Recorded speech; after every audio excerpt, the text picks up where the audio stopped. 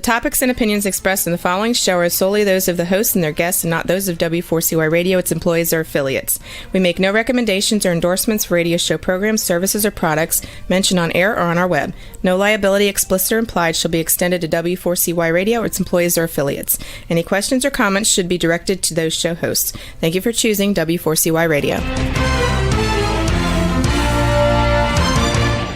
Welcome to the Ask the Expert show on W4CY Radio and Talk4 TV, where we bring you educational information from top local experts in the fields of legal, health, financial, and home improvement. Now sit back and listen to experts in family law, association law, hearing loss, business brokers, home care, along with many other topics. Now here are your hosts, Steve-O and Sophia. Good morning, Chicago.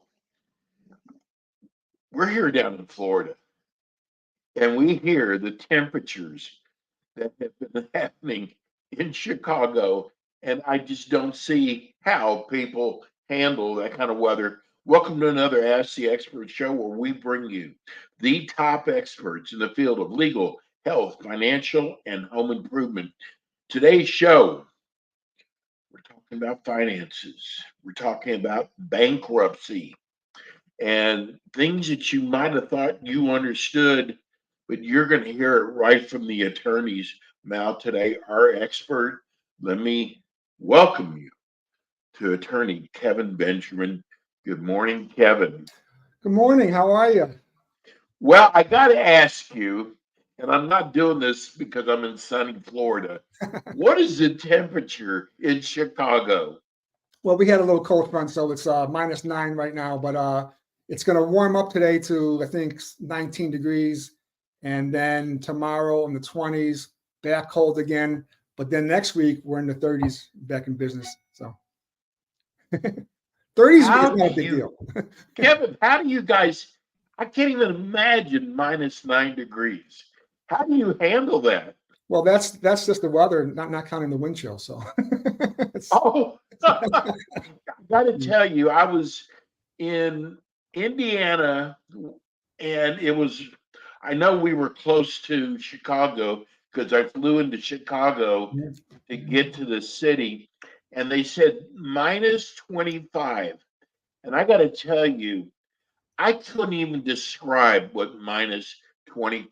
It was cold, just brutal. I just don't see how you all do it. But all I know is I'm glad we've got attorney Kevin Benjamin, and we are going to.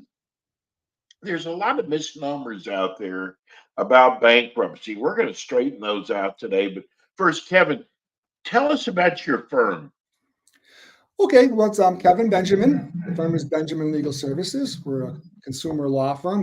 We handle businesses as well, but a lot of consumers, bankruptcy, all kinds of chapters that we're going to talk about today, foreclosure issues, stopping bankruptcy-related things like garnishments and getting money back from you, all that kind of stuff. We do foreclosure defense. We do IRS tax resolution, IRS tax controversy, or state agencies, tax relief as well.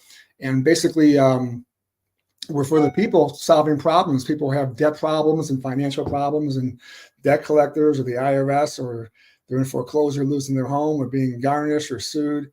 And they don't understand how the bankruptcy laws are actually designed to help you, and it's not a big stigma. And bankruptcy doesn't mean, everyone thinks bankruptcy just means like you're in the street. It's like in the movies. It's not like that at all. You keep assets and stuff. I mean, it's federal law, but state exemptions. So every state is a little different, even though it's federal law. But that's why you talk to a lawyer first. You go over what are your options or options. There's different chapters. So, for example, let's say what you're not doing. Chapter 9 is for governments. Chapter 12 is for farmers. Chapter 15 is like cross borders, that kind of stuff. So Chapter 11 is a corporation, but a person sometimes can do it. It's a more complicated case, or sometimes they don't have to because there's debt limits in Chapter 13. So generally speaking, a person does a 7 or 13 and maybe an 11. But 11 is usually the corporate. In Chapter 11, there's 3 kinds. There's a regular Chapter 11. There's a small business Chapter 11. There's a sub 5 Chapter 11. So depending on your circumstances, there's all kinds of things you could do to restructure corporate debt. A corporate debt restructuring is like they're in business, but they're just paying, maybe redoing contracts or cutting some debt. They're making payments. They're just restructuring. That's all they're doing. And you file a plan and you stay in business. You can do a Chapter 11 liquidation, but usually you're doing a restructuring of debt. So Chapter 13 is like a Chapter 11, but for a person. It's simpler, more affordable, and it's more for the consumer. But basically, a 13, you can only go 5 years. So think of a Chapter 13, it's like a court-ordered bill consolidation, where you pay back your bills either in full or sometimes as low as pennies on the dollar, or a combination thereof, depending on your debt, what kind of debt it is, what's happening, what's called a liquidation analysis, and all these kind of things. And the good news is you get a zero interest rate, right? And in Chapter 13, even if you have assets, you keep them.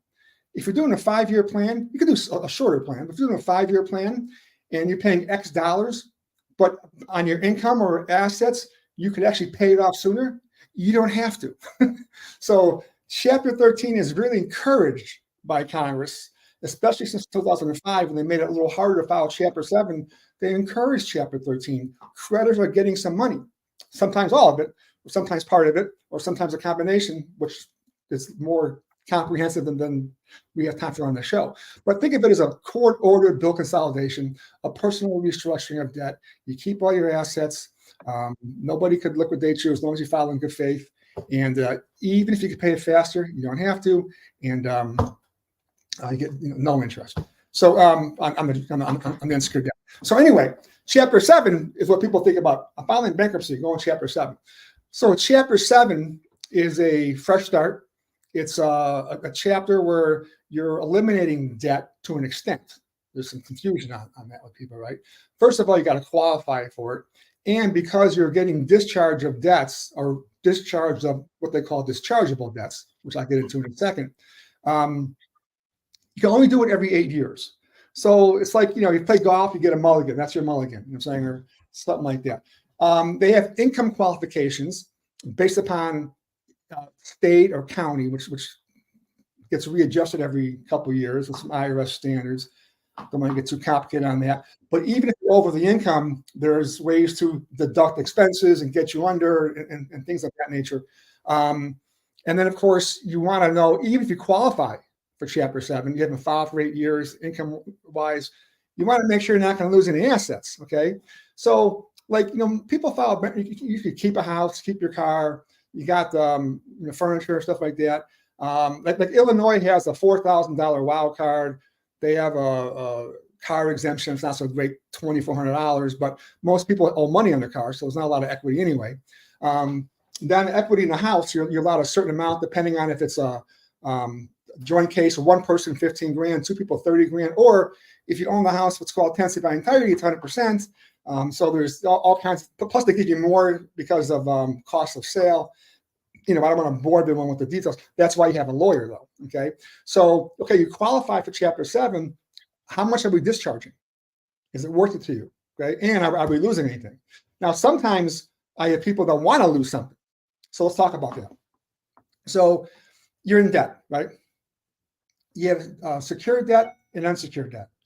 Your unsecured debt is divided into two categories: priority unsecured and general unsecured. So let's talk about what all these mean. Secured debt is simple. You owe a house, you owe a mortgage, you owe a car note, secured debt. You don't pay the debt, they could take the security. Now, let's say a mortgage. When you buy a house or even a car, right, they take a security interest in the house or the car, right? Then you have a promissory note, which is your obligation to pay the money. So even in a Chapter 7, if you're keeping the house, your personal obligation on the mortgage is extinguished because you're not going to reaffirm on that. So you don't personally owe the money anymore, but it's not a free house. Now, sometimes people are underwater on that. They want to walk away, give the house back, you're done, right? But you can keep the house, though, to keep making the mortgage payments. But down the road, if you got in trouble or something happened and you got into foreclosure or lost the house or walked away because the market tanked, whatever, you don't have any personal obligation. all they can get is the house. So so some people get confused, like, oh, I discharged the house. It's free. It's not free. They have the mortgage interest though, but all they're entitled to is the security, same as a car. However, cars are interesting because cars can be restructured in Chapter 13, for example. So depending on if you have the cars more than 910 days or not, or if it's personal or business use, or it was refinanced or not, purchase money, all these different questions I'll have for you. You can restructure your car loan interest rate and payment, even amount owed. And say mine a house. Let's say you're underwater, you have two mortgages. If the house is worth, let's say, 100 grand, and the first mortgage is 101 and second mortgage is 40, the first mortgage is what they call wholly there's no equity, so it's wholly unsecured, right? So the second mortgage is all unsecured because all the equity is going in the first mortgage. Right. So at 13 out of 7, you could do what's called a lien strip. You could take that mortgage, make it unsecured debt, and discharge it, or paid as any other general unsecured creditor. Okay, so depending on what you're paying unsecured creditors, how much it is, you got to talk to a lawyer to figure that out. But now there's no monthly payment on that either. You know what I'm saying? So you just got rid of that mortgage. Now you don't have the first mortgage. So now maybe in my example, well, now my house is 100 grand, only 101. Now it's worth keeping. You know what I'm saying? So there's ways to do a lot of different things. So then the general unsecured debt, like taxes, that could be a priority debt. Like maybe generally speaking, like IRS taxes aren't dischargeable, but then sometimes they are. So you got to have a lawyer to figure that out for you. What determines that, Kevin? There's a whole 7-step process. Generally speaking, the first couple prongs is, you filed your returns. It's been 3 years. It's been assessed for 240 days. You filed in good faith. There's other prongs on this thing, okay? But let's say you owe 30 grand to the IRS, right? Well, it's not always, it may be one tax year, but sometimes it's like a couple of different tax years. So you got to analyze each tax year. And the IRS also will, on the bankruptcy, file what they claim is priority, non-priority. So we could agree. So oftentimes they're not even fighting it. You know what I'm saying? So, but before we file a case on a Chapter 7, if you owe taxes, let's figure out if it's dischargeable or not. Because if it's not dischargeable, it might be dischargeable in 2 weeks or 2 months. Let us figure it out for you each tax year, because it's called bankruptcy planning, right? When are we going to file the case? I just had someone hire me. Well, they filed a case pro se. They just hired me a couple weeks ago to get involved in the case. So I got involved in the case, and they had the creditor meeting, and I had to continue. And I talked to my client. They don't qualify. They had a discharge 7 years ago, and you got to wait 8 years. It's only a few months away. It's like, but they didn't have a lawyer. They thought it was 7. Well, it used to be 6. I don't know where 7 came from, but so I'm taking care of that. But so that's why you got to have a lawyer. Don't just file stuff, okay? Because you don't know what's going on. So it's really a financial analysis. What kind of debts you have, what's dischargeable, what's not dischargeable, and then timing. When are we going to file the case? So maybe like you're in foreclosure and your house is being sold tomorrow. Well, I got to file the case today. So whether your taxes are dischargeable or not, you got to go. It's go time. You know what I'm saying? I just had someone hire me yesterday for a Chapter 11. They called up. They're like, oh, they got they're in foreclosure, but nothing's really happening. So okay, well, I got the phone with him. I looked up on the computer on the court site, and I called him back. I said, not only is something happening, just today, which was yesterday, they filed a notice of sale, and the commercial property is being sold February 13th. You know what I'm saying? So it's a good thing it came in yesterday and retained me. But otherwise, he didn't. So because it's first, people don't open the mail, taxes, mortgage statements. Behind, there's a lot of pressure. I get it. That's why you have a lawyer. Most bankruptcy attorneys have free consultations. Let's figure it out for you, right? What kind of plan? Can you do a 7? Can you do a 13? What are the options you have? And then, depending on the debt, what are we trying to accomplish? And we just pick the right chapter and the right timing and file and make sure our exemptions are good. And then it's smooth sailing. On a Chapter 7, the case usually goes about 4 to 5 months. You file the case, a court order is generated immediately. I push the button, court order is generated. It's called the automatic stay. Stay of all proceedings. They can't sue you, harass you, foreclose, garnish you, nothing. If they are, it's got to stop. Okay, so boom, you're covered. You got to make sure you go to the meeting of creditors. You got to do a certain class. You got to make sure we complete the 7 and get the discharge. Then your discharge order comes about 4 to 5 months later. So the automatic stay is no longer in place, but now here's your discharge order. You know what I'm saying? So if anybody tries to collect, they're either violating the automatic stay, which you can sue them for, or if the case is over, it's a discharge violation. So oftentimes creditors or these debt buyers come in and start doing things, and you can make some money. Now, of course, when you come to see me, that's not what you're coming for, because I don't know if someone's violating the stay. We didn't file the case yet. I don't know if someone's violating the discharge order. We didn't get a discharge yet. The point is, when you have a lawyer, they're on it for you. So that everyone's monitoring everything, the creditors, the trustee, walking you through the process. And it's pretty quick. A Chapter 13 is usually 3 to 5 years. It could be less depending on situation. And it's really more of a budget issue. We show the plan's feasible and confirmable, which is feasible and reasonable. Here are my debts. Here's how I'm making the payments. It completes in 60 months. I could afford it. Here's my budget. And I have the ability to pay whether you're working or family's helping you. That counts as well. All kinds of things like that. So bankruptcy, with all the different chapters, and like all the different, like Chapter 11 has 3 kinds, and Chapter 13, you can, some bills are 100%, some are not. Chapter 7, some are dischargeable, some are not. Even on the Chapter 13s, student loans, they're not dischargeable, but you can make smaller payments during the 13, or you may have an income-based repayment or different student loan options as well. So you want to basically eliminate or consolidate or both your debt and get it under control. That's all we're doing, so that you can go to work, be with your family, and just not worry about it. You don't have to worry about answering the phone. You don't have to worry about anything. Let us take care of that for you. That's how it works. Do many people, Kevin, have a problem with discharging, past bills? A friend of mine who's listening to the show today, he says, I want to declare bankruptcy, but I feel bad about walking away from my bills. What do you tell those people? I get some of those. I mean, I'm laughing because it's funny. The credit card companies don't give a shit about you. Excuse my language. Okay, they don't care about you. Right? They're not listening to people. Hey, it's corporations. It's business. Okay, they take a write-off. Right?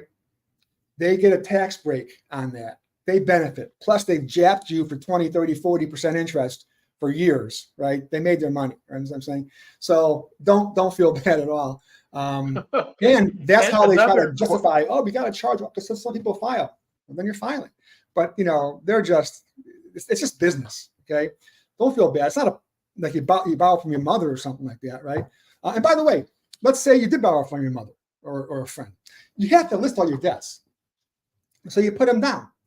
Now, because you got to be truthful and correct, list all your assets and all your liabilities. However, you could voluntarily choose to pay anybody you want.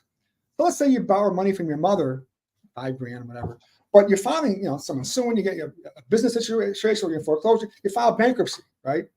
So you didn't file because of your mother. You filed because, someone's taking your money, or they're taking your house, or taking your garnishment, whatever. So you have to list your mother, right?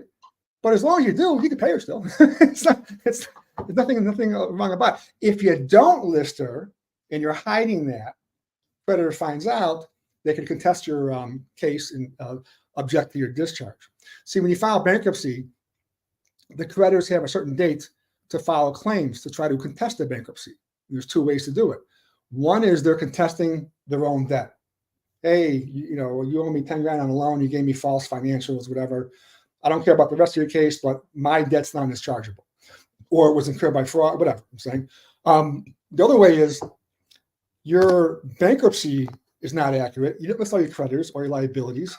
You're hiding things. Your entire case should be non-discharged, all your creditors. And that can come from the Chapter 7 trustee or the U.S. trustee or any creditor or party in interest. And people think they're really smart, right? But they're not. Because oftentimes what happens is you go to the meeting of creditors, which usually no one comes, by the way, except who comes? Ex-wife, ex-husband, ex-girlfriend, ex-boyfriend, ex-business partner. And they know where all your stuff is. They know the cash under the mattress.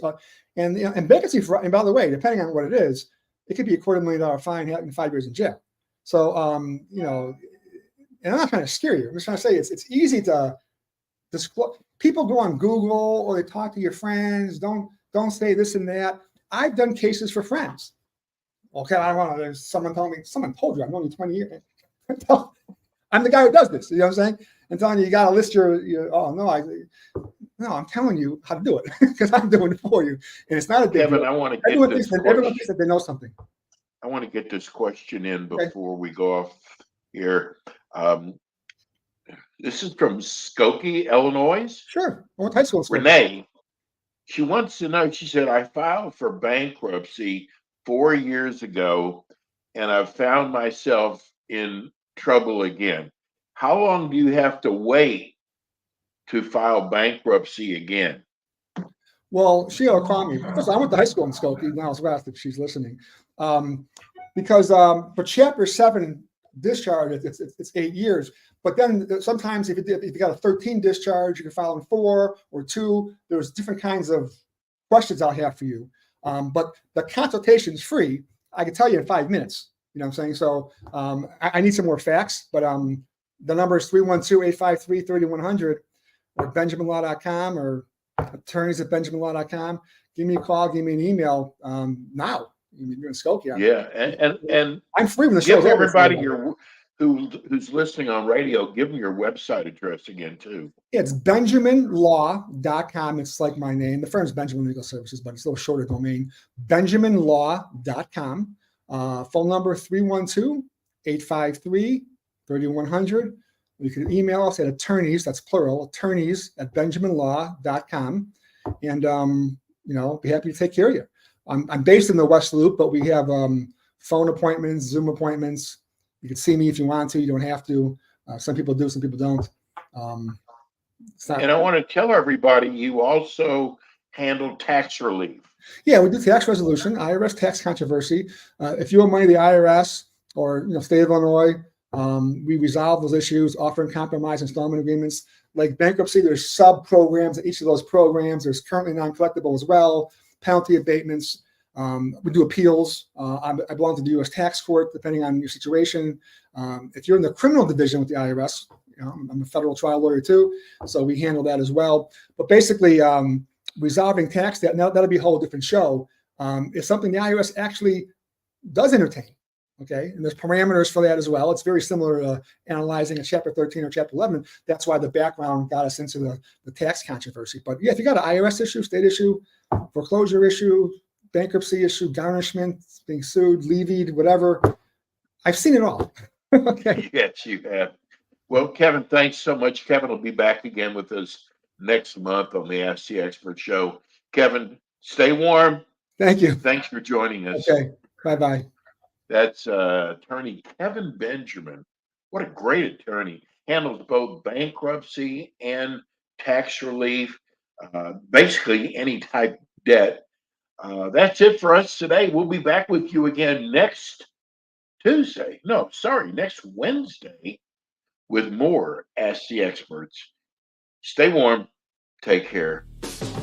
Thanks for tuning in today to the Ask the Expert show on W4CY Radio and Talk4 TV. Tune in next week and every week to hear more from our experts on personal injury, insurance, air condition repairs, estate planning, Medicare, and many other topics in the areas of legal, health, financial, and home improvement.